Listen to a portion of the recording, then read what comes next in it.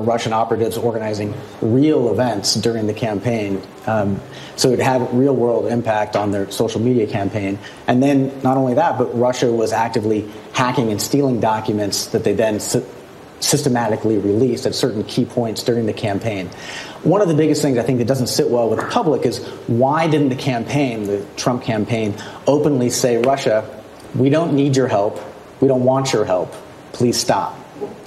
First of all, in the campaign, we didn't know that Russia was doing what they were doing. By October 6th, the U.S. intelligence services did make the assessment public that Russia was involved in a social media campaign to influence the election. Yeah, so again, if you looked at my perspective where I was, we were trying to decide which states do we play in, where's the candidate going, where are we allocating our resources, where are we buying more television, where are we buying more digital advertising, where we're doing more door knocking to get out the votes. We were doing a ton of data that we built ourselves, and all the different movements were really correlated with our data. So we knew who all the persuadable voters were. We had about a universe, about 26 million people in 17 states.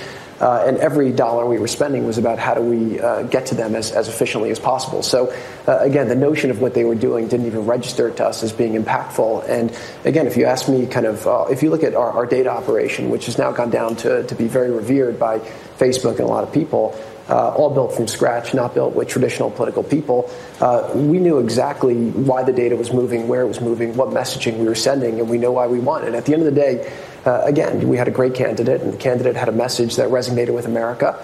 He campaigned his butt off. I mean, we had the last day, we did 6 stops, 7 stops, doing all these rallies. He had crowds like you couldn't imagine. People were coming out that never voted before, and all of our data models proved right. So, again, you can look at it Monday Morning Quarterback and said maybe you should have looked at those times. But I personally think that what happened is all these people thought Trump was going to lose. They all predicted Trump was going to lose. They were wrong. The American electorate in this great democratic system chose the opposite. And then I think that instead of saying, oh, wait, we got it wrong, they said, well, maybe it was Russia.